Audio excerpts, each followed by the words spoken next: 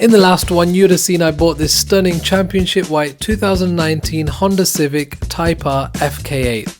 I bought it from Copart as a salvage vehicle, and it's my goal to bring this car back to its former glory.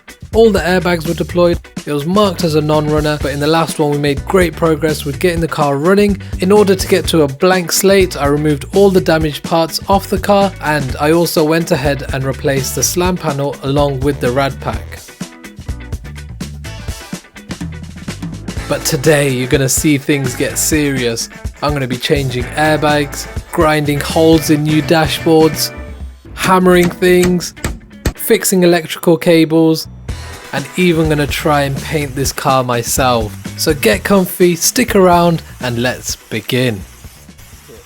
So while we wait on some front end parts to come in, I think because we have the airbag kit, let's just crack on and get this airbag kit removed. So we need to remove the steering wheel airbag, get that dash completely stripped and removed, and the front two seat belts are locked out. I've only done one airbag kit before, and that was on the Golf R. That was fairly simple. I'm hoping this is just as simple, but this Honda has been awkward. We've got 14 mils, then we've got 12 mils, then we've got Phillips screws. Everything's a bit of a mismatch, but let's crack on and get this airbag kit out. The first airbag I want to get removed is this steering wheel airbag. Looking at the side of the steering wheel, you can see a little Torx bit screw. So I'm hoping that's all that's holding it. If you remember back to the Vag ones, so the Golf R, it was like on a spring loaded and you had to put a flat screwdriver and ping it off. But it looks like the Japanese went with a simple bolt through the side. So simply a bolt either side. I'm guessing there's one on that side as well.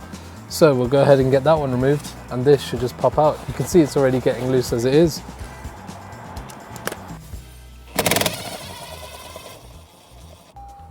And that is the second screw.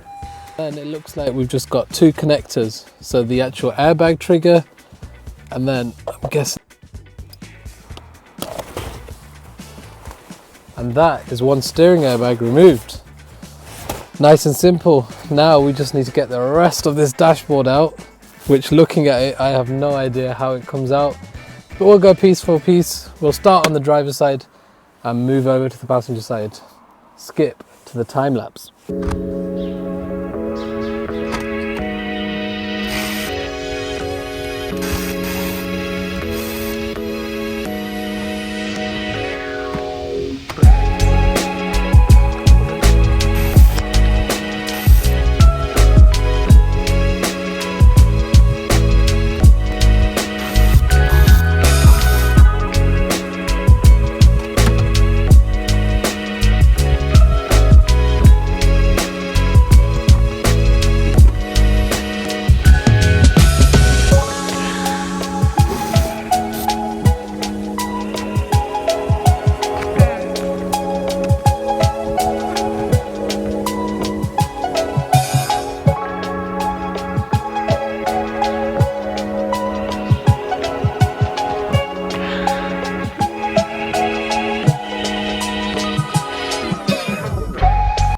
With the old dashboard out, I've now realised with the two dashboards, the new and the old side by side, I've made my first rookie error. Although the dashboards look nearly identical, we can see mine has a square cutout for a subwoofer, and the new dashboard obviously wasn't spec'd with that. So it's a used part, it's come off a car that clearly doesn't have that subwoofer. Now I paid almost £1,000 for this airbag kit, including the dashboard, the seat belts and the steering wheel airbag. I can't afford to just throw this dashboard away and try and find another one, but looking at my original dashboard, it doesn't look like the dashboards are actually different. It just looks like they've cut a hole in the dashboard, so I'm assuming all the dashboards come off the line, and for the cars that have this subwoofer, they simply cut out a hole. Now I don't have the template, so I'm going to try and template off my hole on my dashboard and transport that onto the new dashboard and then try and cut that exact same hole. So here all I've done is taken a piece of paper the exact same size as my subwoofer hole, and I've put that onto the new dashboard. I'm marking it out with a blade because originally I thought maybe a blade would go straight through the leather dashboard. Although it cuts through the leather, there's a hard plastic behind, so that's where the grinder comes out. The perfect tool for this job would have been a Dremel. I couldn't get a hold of a Dremel, so I thought rough cut it with a grinder and then we can clean it up with a sharp blade. And after a bit of test fitting, trimming, test fitting again, we finally have a snug fit on that subwoofer. Disaster averted. Now with that subwoofer fitted, no lifting, it clipped in nicely, we can continue on with getting this new dashboard fitted.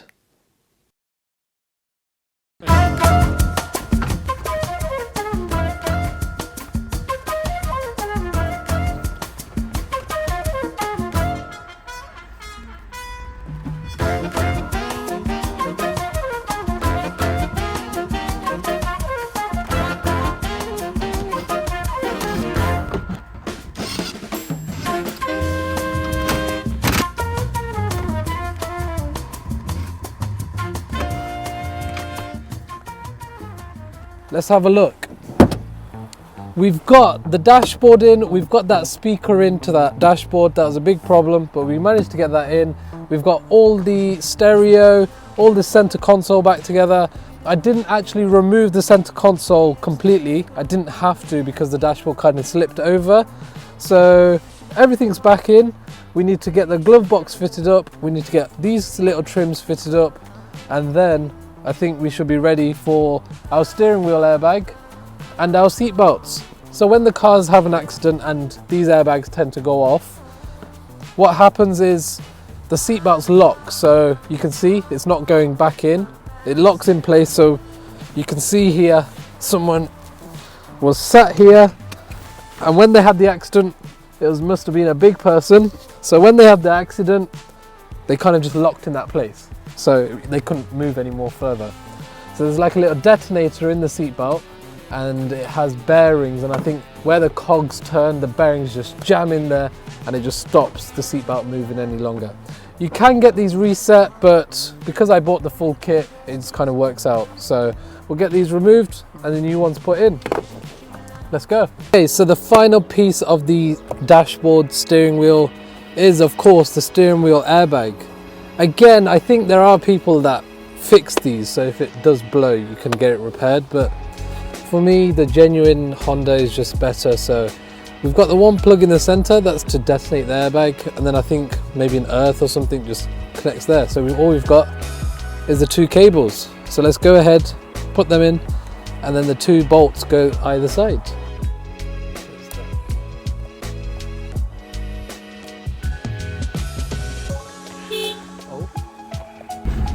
Okay, we are 100% done on the dashboard. What a Japanese horn. Okay, so next move. Let's get these trims off. Oh, they're already coming off. So all these trims need to come off. And I think it should be fairly simple.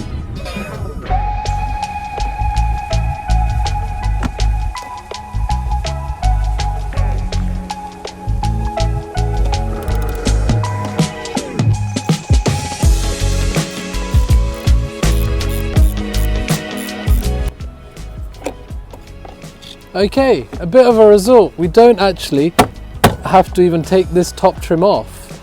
So usually on the Volkswagen and the Audi, the way this seat belt was set up was it bolts there, but this ribbon goes into this trim. Whereas with the Honda, the seat belt can just slip out. Nice. Okay, so that's the bottom bolt out. Now this trim should come off. Yep. And now we can see where it's bolted to the frame of the car. So we just need to unplug this. Again, it's the same airbag plug, and then just the one 18mm. Not an 18mm, 14mm. So we go ahead and get that off. Ah! Power. And that is one deployed airbag out. I'm sure if we got these reset, we could probably sell them. So I'll hold on to them, but I've got brand new replacements. I'm just gonna match the part number and put the right one in, because I don't know which one's right, left. They tend to be different. So let's have a look. Okay, so our replacement. The only way I could distinguish was each part number has a letter, so this one's R, and then there's another one that has L. I'm guessing that's right, left. Simple as that. Go ahead, slot this new one in.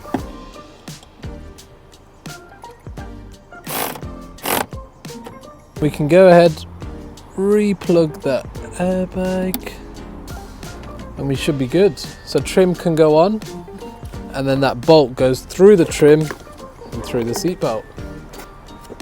That goes up there. This goes down here.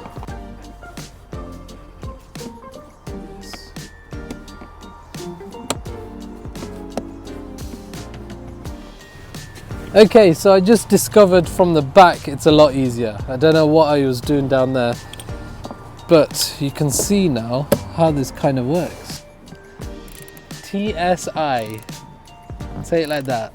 It comes out my nose. Nice and tight. Click, click. Nice. Torqued to perfection. Now you've seen me do this side, so I'm just going to go ahead, knock out the passenger side. The rears are locked. Boss! I bought the rear ones. I bought the rear seat belts, but I didn't know they were locked. They are fully locked. Man. Okay, well it's a good job I bought them because we can go ahead and replace them. Okay, both seat belts done. Driver side now locks up when you want it to, and it goes smooth. Passenger side, exactly the same. They all go up and down. Perfect. I think that's a result. So let's try and tackle this rear. I have no idea how these come out. I'm guessing we need to take this trim off, maybe this trim, and the seat bottom.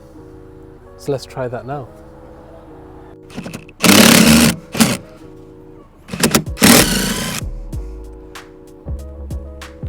I dropped it. Okay, I dropped the bolt, but we need to get this base out anyway, and we'll find it down there. Okay, so that's this side off, I think.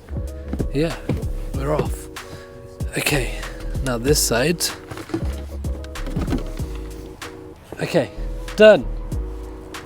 I think, yes. And we've got our bolt back, so we keep that in there. And the seat base can go outside. And you can kind of, yeah, there. So there you've got the same 14mm bolt there, the bottom of the seat belt. So I'm guessing all these trims have to come off, and then we can get the seat belt off. Your dad needs to go to the toilet.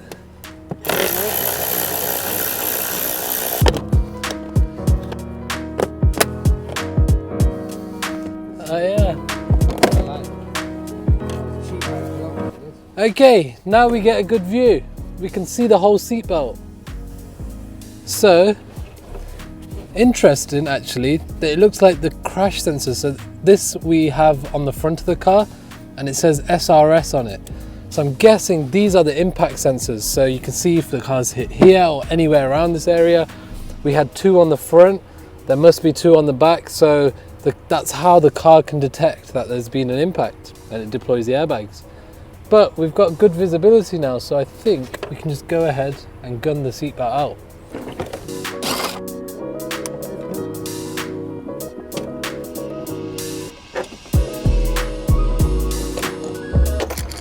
You can hear the bearings inside. When it deploys, those bearings explode, just locks into place. So let's get this side switched over.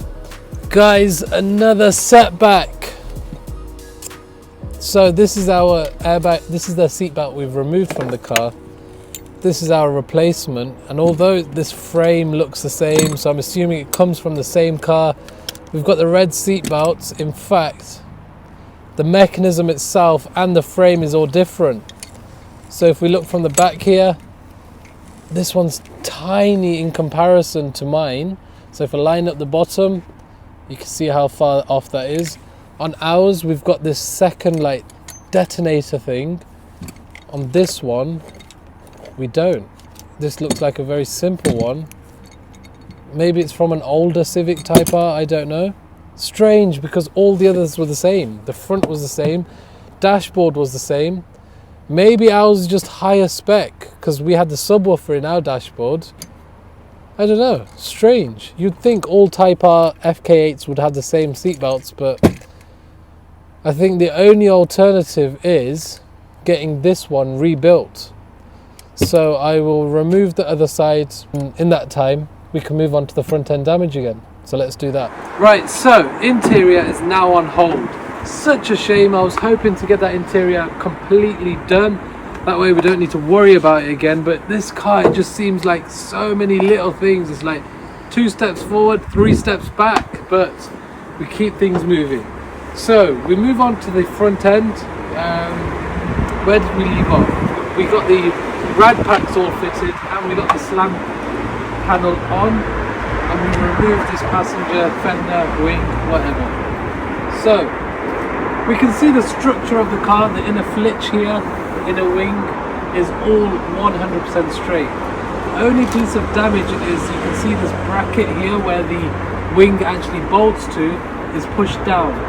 So what I'm thinking is we hold the new wing up, we kind of mock it up so that all the rear ones, all the rear bolts line up, and then we see how far out this is. Once we gauge how far out it is, we can then try and manipulate this back into place. So we've got our replacement wing here. Let's hold it up and see how far out we actually are. Oh, in episode 1, you seen we picked up this wing from a breaker's yard. It came from a Honda Civic Type R, which was really strange because you can see this is like a creamy white colour. The car is like a creamy white, but this wing was actually like a bluey white, so it was sticking out like a sore thumb. So between episode 1 and episode 2, I sent this off to the body shop to get painted, so that's now the exact same colour. So hopefully it's a good match. Right, so if I hold it here where the bottom actually lines up and it bolts in, if you come through the top, you can see just how far out that bracket is. So it looks like it's in line, so it's perfectly left and right, but it just needs to be lifted up. So how do we do that? Right, so our options: we try and grind this whole bracket off, get a replacement, and find someone to weld it on. Effort, too much effort. 2, we take it to the body shop and they will have a jig that can pull it into place. Or 3, we give it a whack and straighten it up and send it on its way. The structural integrity of it is not affected, so I'm not worried about the wing flying off or anything like that. It's just for the sake of lining it up, getting the gap between the bonnet and the wing correct. I think we get a block of wood and a hammer and just straighten it up. Let's give it a go. Worst comes to worst, we have to cut it out, but let's try the wooden hammer.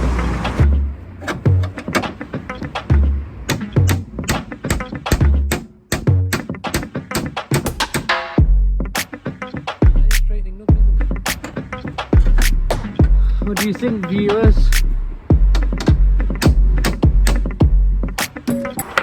Right, so I've definitely lifted it up a fair amount. Let's try that wing again, see how far off we are. Oh, look at that! That is looking pretty incredible to me. What do you think? I think what we should do is just pop one bolt into there, lower the bonnet and see how far off we are, if we need to go in or out. Before I hammered that plate, I took the little bung out. That bung controls how high or low the bonnet is. Now the bottom bolt on the wing lined up perfectly, so I know that wing is kind of in its place, but the bonnet you can see here has a lot of adjustment. So when you push the bonnet up and the wing in, we should get a perfect line. So that's enough hammering. Let me just bolt up the wing and then adjust the bonnet. And I put this rubber stopper guess you'd call it a bump. I don't know what it does, but all it does is pushes the bonnet up or down. So if you dial it in, it lets the bonnet go even lower, and if you dial it out, so on and so forth. So what I've done is put that back in, and now if we lower this bonnet, now if I move that wing into place, I think you'll agree that that's a fantastic gap. Does it look good on camera? What do you think? I'd be more than happy with that gap. That looks like an OEM body line. So I'm happy, everything lines up. I think let's go ahead and get this bolted into place. And I almost forgot this tremendous vent.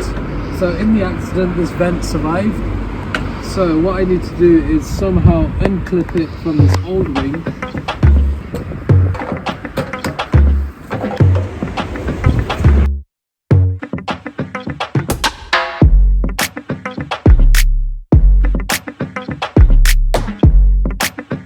Retaining clip and one screw.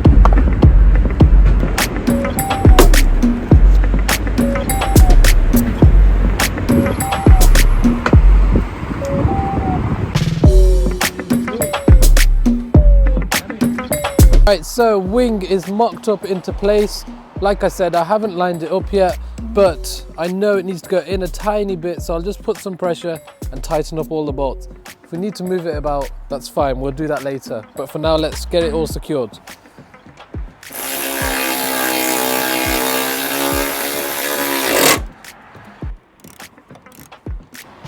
And just like that, wing is 100% lined up.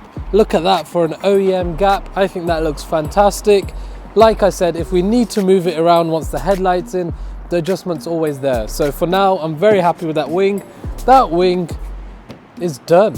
So we come on to our next problem.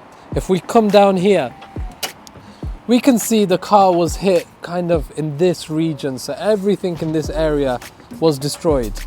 And we can see here, we've got some destroyed wires. So electrical cables that are all snapped, and it comes all the way up.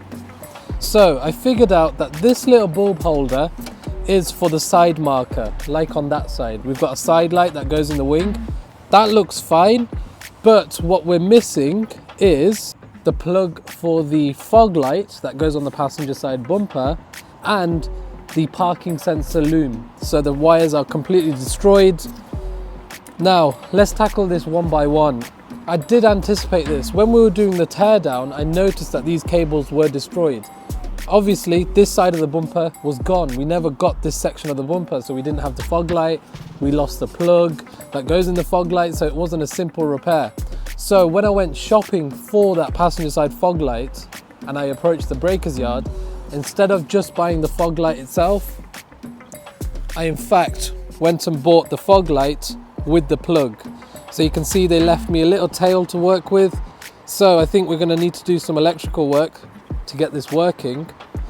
What I'm thinking is, if we see here, this came from a 2020 Civic Saloon, left hand side. It's an LED fog light. Now, if we come over to this side, we can see this plug, the cables going to it are dark blue and black, which kind of threw me off because on the new one we've got grey and blue.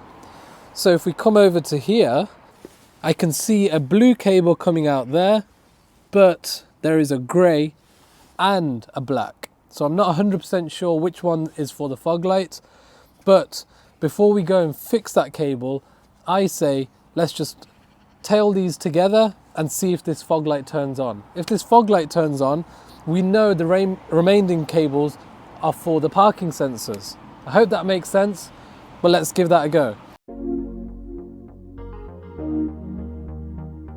Twirl them together, hopefully it works. Let's turn the car on. Like I said, this is just provisional. If it works, and we'll go ahead and hardwire it, but let's have a look. Is that on? No? Nothing.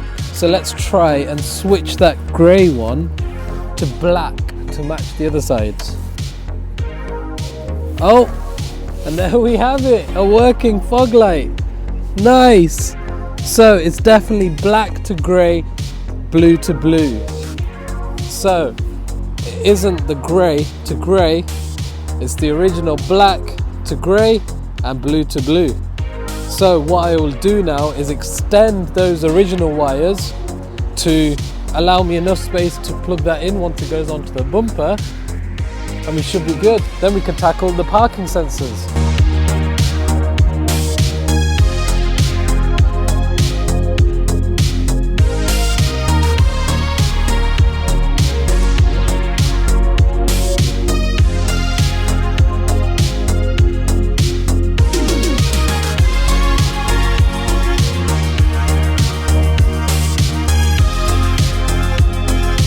Of course, our next problem with that fog light loom all fixed, let's just make sure it works. Yeah, can you see that? Nice working fog light, nice. Okay, so our next problem is the parking sensor loom. You can see there's 3 more cables left there, so they can only be for this parking sensor loom. Now, with the parking sensor loom, I called around all the breakers. They wanted ridiculous amounts of money. I think from the dealers this was like 40, 50 pound. So it worked out a lot cheaper just going to the main dealers. Now the problem was, if I was to buy the male plug for this parking sensor loom to then repin what we already have, you'd have to buy the whole loom, and I think it goes with the headlights, it goes to the ECU, it's a big ECU. And none of the breakers were willing to just give me the male plug for this. So what I suggest, and this is going to sound ridiculous, but I've thought it long and hard, and this is going to be the best route, I think. Now we can see this is a 3-pin plug. We don't have the male side, so what I suggest is we cut this OEM original plug off, and I've been to Halfords and I've bought a 3-pin plug that includes the male side as well. So I think our best route is to repin this. Hopefully it works. We won't know until the bumper's on, I guess, unless we can just plug in one sensor and it works, but we won't know for sure until we've got the bumper on. If I do ever need to service this, of course I can go from the inner arch lining, so it's not too much of a worry, or we can just pull the bumper off. It shouldn't be too tough. Now the other way, and I guess it would be easier, is just to cut this plug off and just connect straight to what we already have on the loom. But then the problem would be every time we take the bumper off, or someone needs to take the bumper off, this parking sensor loom would all have to be disconnected on the car. It's a bit of a faff, so that at least this way we'll have a quick disconnect. If we ever need to take the bumper off, it won't be too difficult. Just like that, we have a parking sensor loom. So we can see here where the new loom goes to the original loom. We've just extended those 3 cables and joined them at the correct colors. Fairly simple, but hopefully effective. I think we can move on to some more damage. While I was at Halfords, I went ahead and bought a new 501A bulb, and that is so we can finish off this wing 100%. So this wiring loom wasn't hurt, so we have the plug for the light that should pop through that hole. We can go ahead and put our new bulb in. Have it 100% complete passenger wing, and look at that, we've got a nice red side marker. Perfect. Let's move on to our next big piece of damage.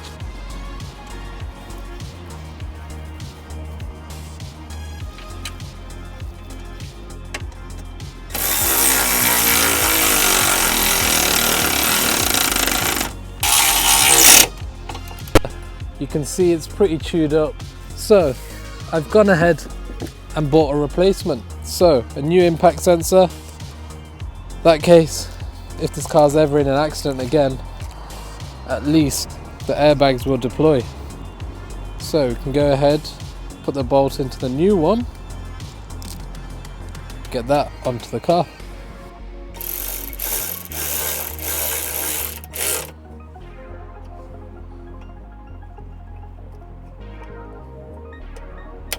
Nice. So our wiring is done, our passenger wing is done. Let's keep this train going and get the crash bar on. and I think we should be ready for reassembly now. Hey! Now it's a bit cold out, so I don't want to do the underguard just yet. The underguard we can always get to later. I just want to get some progress. It's been a while. I need to get this car moving. Underguard, splash guards, we can go ahead and do that later on our little snag list. But for now, let's get fit up going.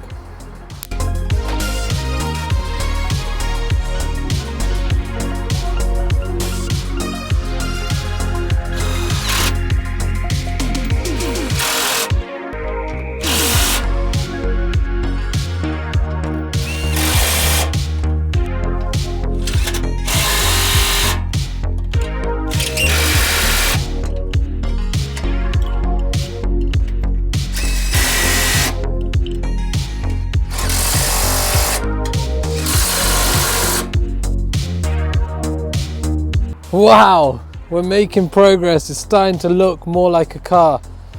Now, our next challenge is, along the front of this crash bar is 3 impact sensors. Now we're gonna have to bring out our old crash bar.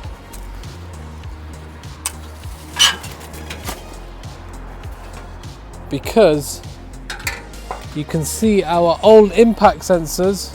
Although this car was involved in an accident, I'm hoping if the impact sensors aren't damaged, they can still be reset. I'm assuming a sensor's a sensor, right? Unless it's got some sort of on-off switch inside, you should be able to reset these. So I'm going to take the gamble because they were quite expensive. So I think we'll just bolt these onto our new crash bar and hopefully we can reset it.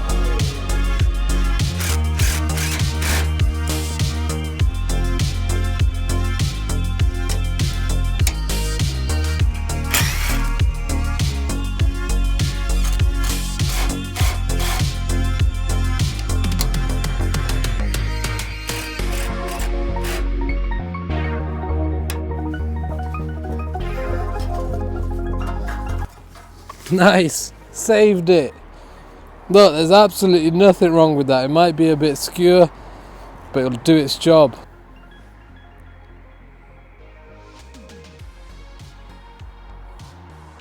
What's left? That can go. Scrapyard. That just leaves, I think, our headlights and all the plastic trims. Then we can finish off with the bumper.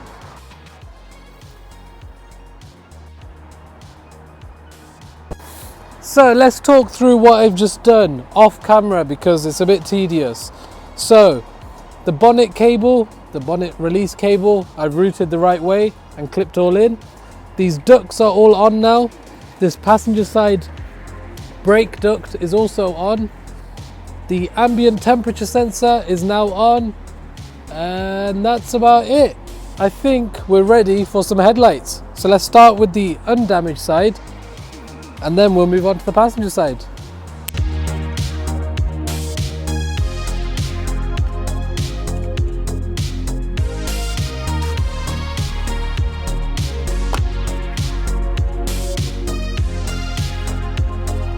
Yeah. Yes, sir. And that is our driver headlight all back together. Just need to throw the bolts in. That should be good. Now, let me go grab it. 1 second. We are so close. Looking at the front end of this car, to summarize, all we need to do is put this new headlight in, fit up the bumper, we've got some plastic trims, and we should be good. We're getting so close, so let's crack on and get this headlight in.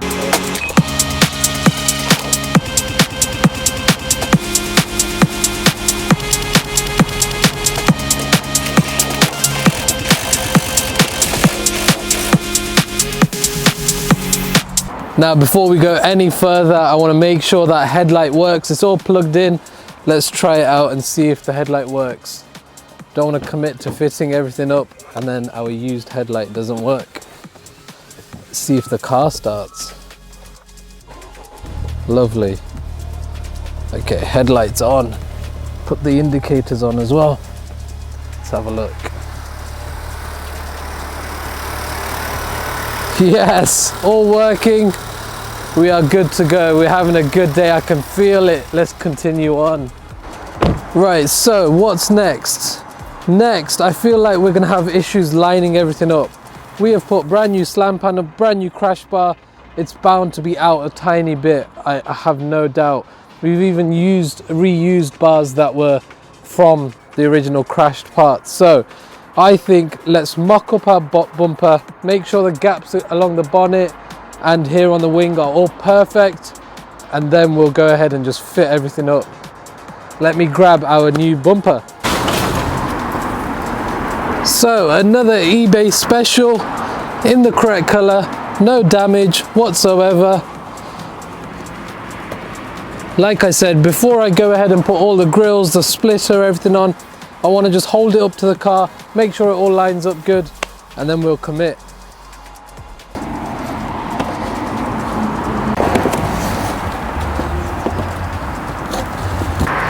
Wow, we have a car with a bumper. Right, so where the bumper meets the wings is all looking good. Along the headlights, it looks like it's sitting exactly where it needs to be. Let's just lower this bonnet down and make sure everything is good there.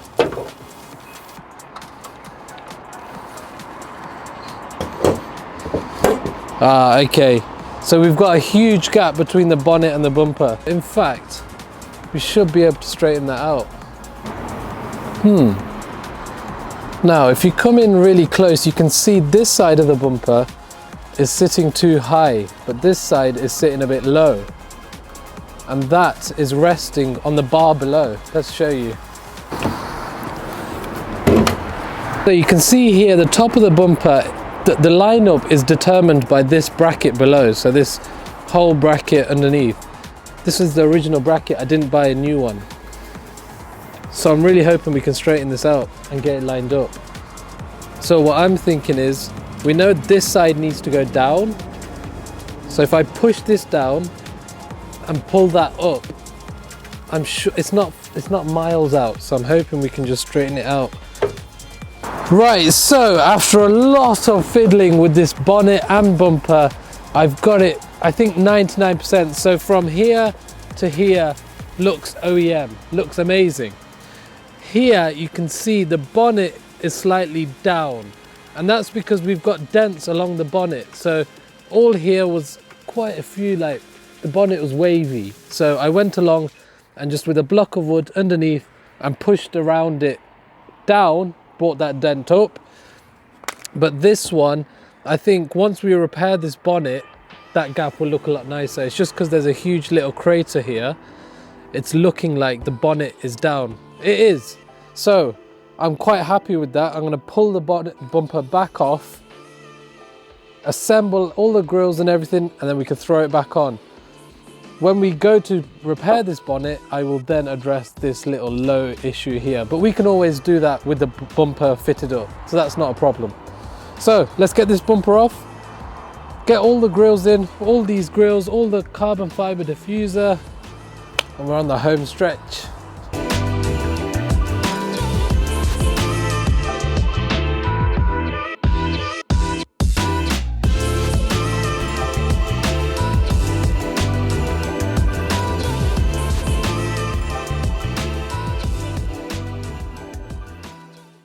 Right guys, big moment. The bumper is all assembled, minus the splitter, but we need to change the underguard anyway. So once I'm doing the underguard, I'll push the splitter on and just working on the floor. I don't want to put the bumper upside down and damage the bumper, so I think it'd be better when it's on the car. But I think we're ready. We just need to plug that fog light plug in and this bumper can go on.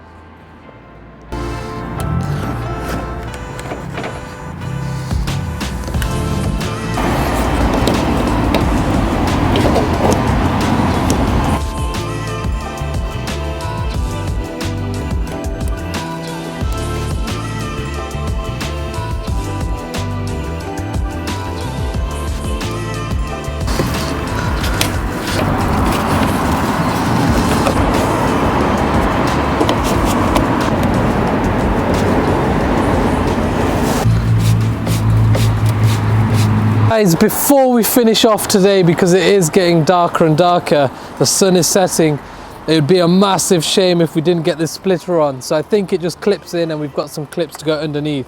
So we might as well get this boxed off as well.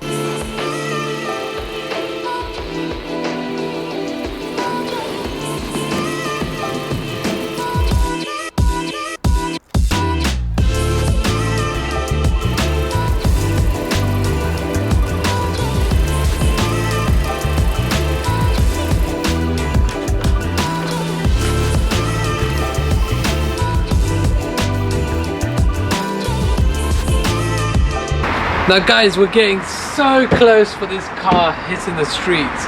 Now we have what we call the snag list. The front end is looking superb. We've got the headlight, the grills, the splitter. It is 99% complete.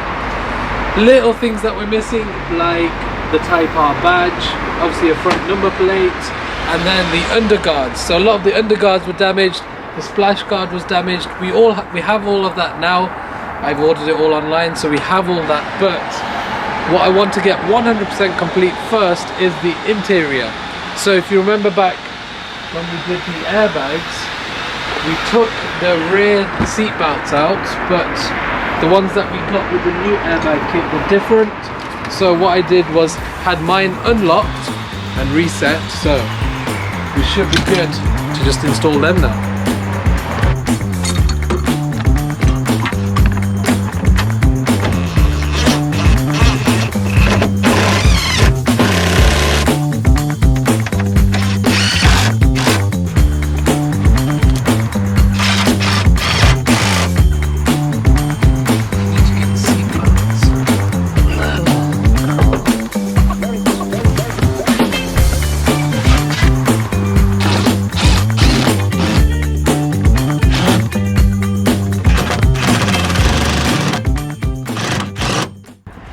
Boom!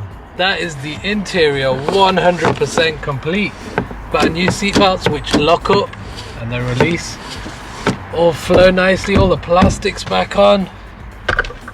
We are on the home stretch now. Let's keep this train going. All the seatbelts, oh, that one's like butter, look at that. Lovely.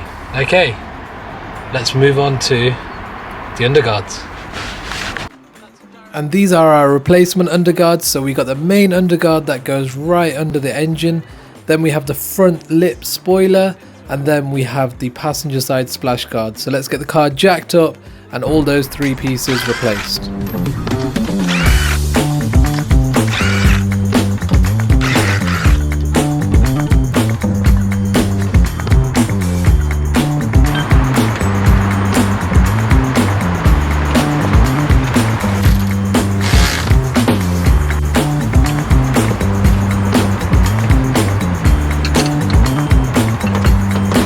And after a lot of plastic clips and bolts, here comes our main under tray. You can see the main metal area of the under tray is damaged, so for the sake of a £50 under tray, I'm just going ahead and changing the lot.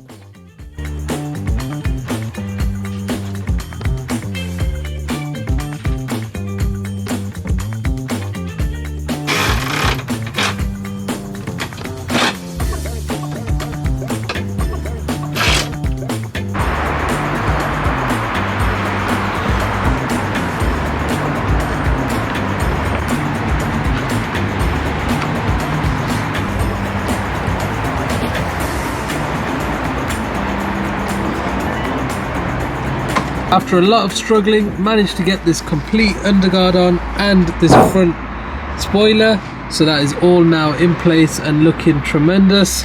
Now we do have a couple of missing little plastic clips, but that's not a problem. I can always order that from Honda and then pop my head underneath and just insert them, but for now it's all nice and solid. And on top of that, we also went ahead and got this splash guard in. Again, got a couple of missing little grommets that need to go in to secure it properly, but for now it is all nice and solid and it will do its job. So that is all fantastic. And then you can see that main underguard comes up from here and just slots in at these 2 points. So that is all 100% fixed in, and this car is just one step closer to hitting the roads. So I think, let me go ahead and put this wheel back on get the car lowered down, and you probably can't see on camera, but this car is absolutely filthy. So before we hit the roads, I think let me go ahead, give it a quick rinse, and then we can hit the roads during this beautiful sunset. Now stay with me now, we've gone off on a bit of a tangent and we're not going on that test drive just yet. And if you remember back, I said our bonnet was damaged. We had tiny little dents on the bonnet of the Honda Civic. It wasn't enough for us to go ahead and replace a £500–600 bonnet. So I went ahead and built a barn. Now this barn is going to be used just for spraying the car's bodywork, spraying, and it's a skill that I need to learn, and I need to learn it because in the past you see me repair the cars, as in physically put the panels on, but then we send the car off to get bodywork and paint. Now if you've done this before and you've repaired a car before, you know paint is a huge cost when it comes to repairing these cars. And not only that, it's a skill that I want to learn. It's such an interesting art, and I thought, what better way than to practice on my very own cars. So we've got tiny little dents on this bonnet. We're going to go ahead, we're going to start off, I believe, just cutting it down. So with an 80 grit, bring up that bare metal, expose the dent, go ahead and put some filler on. Once the filler's on, we can then sand that down, prime it, and hopefully base coat and lacquer. So we're going 2K base coat and lacquer. And yeah, we're just going to see how it turns out. Honestly, if it goes bad, we'll have to go ahead and drop this car off to the body shop, but we want to give it a go. The Ford Ranger turned out actually fantastic. I did try and paint that myself, so that did turn out really nice. But this is a different league. It's a different price bracket when it comes to car, and you want the finish nice on a car like this. So let's get you on a time lapse and fill in all these dents. Now at this point, I don't know if this is going to go really good or really bad, but if we don't try, we'll never know. So like I said, I'm going to sand down all the dented areas. So wherever there's a dent, I'm going in with 80 grit sandpaper, sanding it down, and then we can assess how deep that dent is. Luckily on this occasion, the dents were really small, and so it wasn't worth me trying to beat them out. It was just going to take the tiniest bit of filler. As you can see here, all the dents are exposed now, and we can apply that body filler.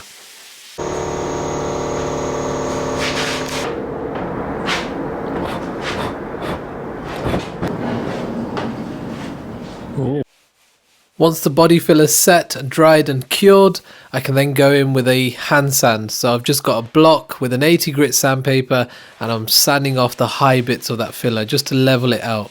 Once it's leveled, I can then go through the grits. So I go 120, 180, and then finish with a 320 ready for primer. And with all those dented, fillered areas now smooth to the touch, I can go ahead, mask off the area, ready for some primer. Just hitting it with a panel wipe gets it ready for primer, so mixing up a 2K high build primer. I went on with 2 coats of high build primer, waited for it to dry, and then sanded with a 320 up to a 500, and then finished in an 800 grit sandpaper. And here we are, masked, sheeted, ready for base coat. And you'll notice I've got the passenger wing sanded in 800 grit as well, and that's just because I'm going to be blending into that top edge of the wing. If I wasn't to blend into the wing, there's a chance that the bonnet and the wing would be different colours. Just one last panel wipe across all the surfaces just to ensure that we have as least dust as possible. Of course, in this environment we're going to be getting dust, but just to keep that as minimal as possible, finishing off with a panel wipe. And there's no going back now, so the first coat of base coat. And my main goal here is just to cover that grey area of the primer. I probably should have gone on with a white sealer of some sort, but I didn't have that, so I'm going on with base coat straight onto the primer.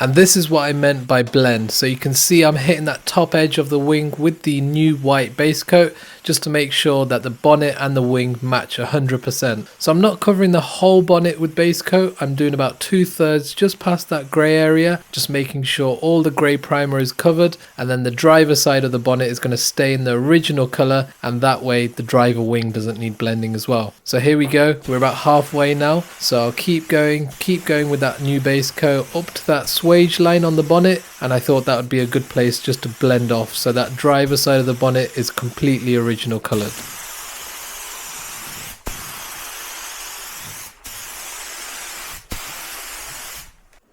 And after 2 coats of the base coat, the grey primered areas are all covered now, so I'm happy with the blend. I've let the base coat dry and we can go on with the first coat of lacquer. So of course, lacquer, we'll have to lacquer all the panels, so the whole wing and the whole bonnet. 2 coats of lacquer. And if anyone's curious, for this job I've bought a Max Mayer 0320 lacquer. And listen, this is not supposed to be some sort of paint tutorial. This is my first ever independent paint job. I thought I might as well give it a go. So if anyone out there has any tips, you've noticed I've done something wrong, please drop a comment and let me know, and hopefully for the next job we can be even better. Nevertheless, 2 coats of lacquer later, 24 hours of drying time, here are the results. No wet sanding, no polishing, fresh off the gun.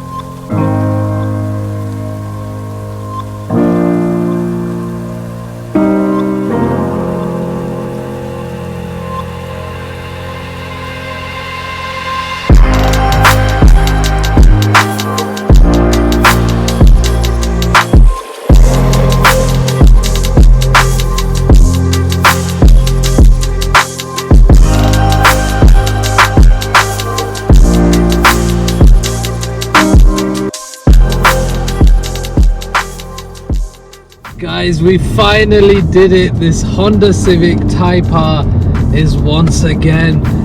This car is super special to me because this is the first time we've taken a car on the channel from start to end. Did everything myself, absolutely everything, including the paint. And what a job. I'm not just being egotistical, that paint job is actually pretty good. If I had paid for that job, I wouldn't really complain, to be honest, because we haven't been paying maximum anyway. We've been paying for pretty cheap paint jobs, and I think we've outdone those paint jobs because we did use a premium lacquer. So that bonnet and that wing is not even wet sanded yet, so we've got the chance to even wet sand and polish that even further, but I don't think we'll even need to. But guys, thank you so much for watching. The sun is out now, so I'm going to enjoy this Honda Civic Type R. And I must say, I think it outhandles my Golf R, my RS3, and even definitely the C63. This is the best handling car I've ever driven. It just sticks, and the weight to power ratio is just perfect. It's a pure science. But thank you so much for watching. Please hit that subscribe button if you've enjoyed the videos, and I'll catch you on the next build.